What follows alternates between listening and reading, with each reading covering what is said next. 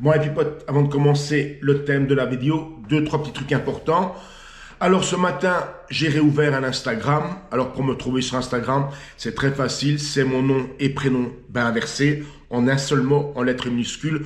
Donc, comme indiqué ici, Pinto Sanchez Luis Alberto. Ok? Bon, on se retrouve là-bas aussi de temps en temps. Bon, très important aussi, pour ceux qui souscrivaient à l'ancienne chaîne, ok? Bon, on va continuer avec ça. On va rester à 10 €. Donc, pour vous, il n'y a rien qui change. Pour moi, oui, puisque vous allez me verser l'argent en direct. On ne passe plus par YouTube. Ils ont qu'à s'asseoir dessus. OK?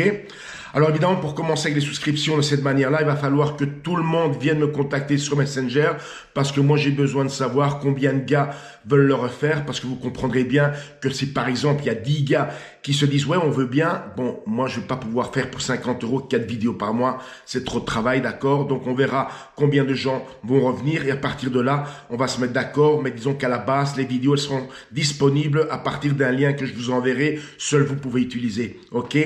Pour ceux qui ont débarqué sur la chaîne et qui ne savent pas de quoi je parle, en fait, il s'agit de vidéos privées où je montre des techniques et des méthodes d'entraînement, dont beaucoup de choses assez exclusives. Les anciens souscripteurs peuvent venir témoigner sur cette vidéo que c'est bien effectivement des techniques et des choses très spécifiques. Ça n'a rien à voir avec ce qu'on peut trouver sur YouTube par milliers de vidéos, d'accord? Donc pour les nouveaux, venez vous renseigner sur les commentaires des anciens souscripteurs. Ils vous diront à peu près de quoi il s'agit. Ça va? Donc encore une fois, venez me contacter pour Messenger pour que je sache qui c'est qui a envie de continuer avec ça et que je puisse vous donner mes références bancaires pour verser les 10 €. D'accord? Bon les petits potes, de quoi on va parler? Eh bien hier après-midi jusqu'au soir, vous m'avez inondé, sérieusement inondé. Messenger, WhatsApp. Eh bien sur quoi? Eh bien la mort de Sean Roden. Ok? Moi je le sais déjà depuis hier matin très tôt puisque je regarde plutôt les vidéos anglophones sur YouTube. Moi là-bas, je vous dis franchement, je voulais même pas réagir là-dessus. J'essaie de vous expliquer ça parce que je me sens pas du tout concerné. Je vais vous expliquer pourquoi. Vous savez, je vous l'avais dit, moi, depuis des années, je ne suis plus les compétitions. Ça ne m'intéresse plus. Je les suis, mais de très loin. Et je m'en bats les couilles de qui va gagner ou pas gagner. Parce qu'en fait, au jour d'aujourd'hui, si vous regardez les niveaux de physique auxquels ils sont arrivés dans les Olympia, eh bien, ce sont des physiques avec lesquels nous, on ne peut plus s'identifier, on ne peut plus essayer de se projeter. Parce qu'à ce niveau-là, il y a très peu de gens dans la population, dans l'éventail de gens qu'il y a dans la population, très peu de gens qui peuvent y arriver. Déjà, la base pour arriver à ces niveaux-là, il faut la génétique. Mais surtout, au jour d'aujourd'hui, pas le niveau de dopage. Ils sont sur des protocoles qui ne sont pas accessibles à tout le monde parce que des protocoles pareils, ça coûte très cher les potes. On ne parle pas de petites cures à 500 €. Là, on parle déjà de milliers d'euros. D'accord? Alors que nous, à l'époque, de notre temps, dans les années 80, comme je l'avais dit sur l'ancienne chaîne, eh bien, on avait quand même des physiques qui pouvaient nous faire rêver, qu'on pouvait se dire, en s'entraînant, on peut arriver à peu près à ça. Et si on rajoute un peu de stéroïdes par derrière, on peut vraiment y arriver. Tu vois? Une plus grande partie de la population pouvait arriver à ça quand vous aviez envie de faire ce sport et que vous étiez passionné.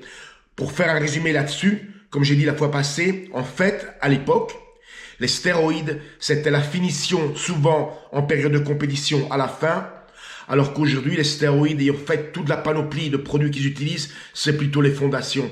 C'est pour ça que ça m'intéresse plus, tu vois. Bon, Sean Roden, moi je le connais, je l'ai vu s'entraîner au Skytech, j'étais même là le jour où il a signé la photo que vous voyez derrière moi sur la photo que j'ai mis.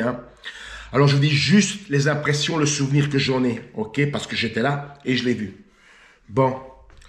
Moi, les souvenirs que j'en ai, c'est de quelqu'un très arrogant, pas accessible, qui se la joue la grande star, tu vois. Pourquoi je vous dis ça? Pour une raison très simple. D'abord, c'est l'impression qu'il nous a donnée. Mais moi, il y a un moment donné, vous le savez, j'ai travaillé dans le X, et j'étais connu dans le monde entier, au jour d'aujourd'hui encore, tu vois. Par exemple, un jour, je débarque à Barcelone, je sors de l'aéroport, je prends un taxi, on part vers le centre-ville. On s'arrête à un feu rouge, il y a le taxi juste à côté qui descend sa fenêtre et qui me dit de baisser la fenêtre, je descends la fenêtre et il me fait hey, « t'as Alberto Rey ?» Je dis « ouais ».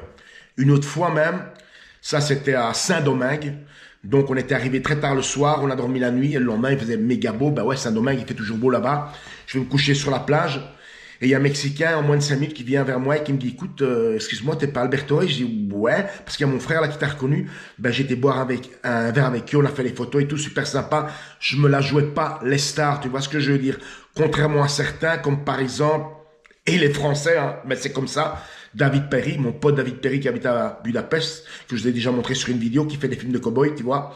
Bon, on tire pas avec des balles réelles, mais on tire quand même un petit peu les gonzesses, tu vois. Bon, eh ben, lui par exemple, quand on était en France pendant les festivals et tout ça, quand on le reconnaissait dans la rue, ben, il jouait les Alain Delon, tu vois. Moi pas, j'ai toujours été accessible, sourire pour tout le monde, c'est comme ça. Par contre, quand on me fait chier, ça passe sur un autre niveau, tu vois. Bon, ça c'est rapidement mes impressions, parce que moi, ben, je l'ai vu en salle au Skytech. Alors, la mort de quelqu'un, le décès de quelqu'un, que ce soit n'importe qui ou un Mister Olympia, évidemment que c'est pas plaisant, c'est toujours triste. Mais quand même, je vais essayer de vous expliquer un petit truc, ok? Quand on cherche les problèmes, on les trouve. Bon, je m'explique. Moi, je fais de la moto. Cette année-ci, ça faisait 40 ans que je fais de la moto. J'ai beaucoup d'expérience, surtout expérience conduite urbaine dans les centres-villes, ok? Alors, quand tu sors à moto, le risque zéro n'existe pas. Le seul risque zéro à moto, c'est quand elle est parquée, tu montes dessus, tu restes dessus. Il va rien t'arriver, tu vois. Mais dès que tu pars sur la route, même si toi, tu fais attention, le risque zéro n'existe pas. D'accord? Moi, avec mon expérience, quand je roule, ben, je sais quand je peux tirer dedans, je sais quand il faut me calmer. Moi, en règle générale, dans le trafic, je roule pépère. Je prends aucun risque. Exemple, quand je remonte les fils, je les remonte jamais plus de 10 km/h de plus que la vitesse du trafic. Comme ça, j'ai le temps de freiner à tout moment. Tu vois? Alors là-dessus, je vais expliquer un petit truc.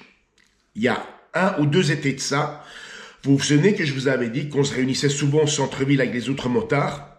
Et là, il y avait un petit mec qui faisait beaucoup de bruit, blablabla. Bla, bla, bla.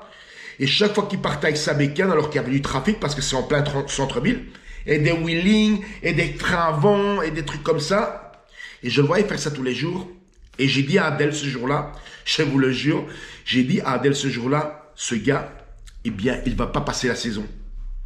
Eh bien, quelques semaines après, je l'ai entendu, ben, il s'est planté la gueule dans un virage. Il n'en est pas mort, mais on m'a dit qu'il était sacrément arrangé parce qu'il est quand même resté tout l'été à l'hosto, tu vois. Alors, quand tu cherches les problèmes, tu les trouves. Alors, je me réexplique pour le bodybuilding. Quand vous avez ces professionnels au jour d'aujourd'hui, déjà avec toute la pression qu'ils ont, les sponsors et tout ça, et ces gars sont sur des protocoles pas possibles. Quand on parle de protocoles pas possibles, on parle, entre autres, pour la consommation d'hormones de croissance, à plus de 10 unités par jour, ça peut monter jusqu'à 17. Alors, quand vous êtes sur des protocoles pareils pendant des années, à quoi tu t'attends? On dit selon l'expression, le poison ne tue pas, c'est souvent la dose. Regardez les bodybuilders des années 80. Est-ce qu'ils sont morts? Bien sûr qu'il y a toujours une possibilité d'avoir génétiquement ou un problème que tu vas avoir si tu es prédisposé au départ. Alors si tu es un bodybuilder professionnel, mais que déjà au départ tu es prédisposé pour certaines maladies, certains problèmes cardiovasculaires, de diabète ou de problèmes de rein ou quoi que ce soit, c'est sûr que quand tu es sur des protocoles pareils, ça va pas aider. Déjà, si le gars il était sur de l'hormone de croissance et de la testostérone, rien que ça ensemble, ben je vais vous dire un truc. Probablement, et plus que probablement, que son cœur, donc le muscle cardiaque, il a au moins le double de volume d'une personne normale. Alors, quand tu cherches le problème, ben tu les trouves. Tu vois, encore une fois, c'est toujours triste la mort de quelqu'un, et entre autres, en l'occurrence, un Mister Olympia, mais quand même, faut pas rêver. Regardez ces derniers temps, ces dernières décennies, combien de morts après cette ère de l'avant et l'après-bodybuilding avec l'hormone de croissance et tout ce qui s'ensuit. Tu vois, c'est pour ça. L'année passée, quand j'avais dit sur ma chaîne, l'ancienne chaîne, bon, je vais vous montrer comment ça marche la testostérone et les effets. Tu as directement eu des gars qui ont débarqué, vous savez, les experts à 2 balles 50 qui ne connaissent strictement rien, qui ne font même pas eux-mêmes de la salle et qui répètent comme des perroquets toutes les conneries du fit game dont certains ont utilisé cette histoire de doping pour se justifier eux-mêmes parce qu'ils ont un physique de merde, tu vois. Alors c'est facile de dire « Ah, mais moi j'ai pas de physique parce que les autres prennent les stéroïdes » au lieu de dire « J'ai pas de physique parce que je m'entraîne comme une clette ». Ça c'est du belge, tu vois. Eh bien, c'est la même chose.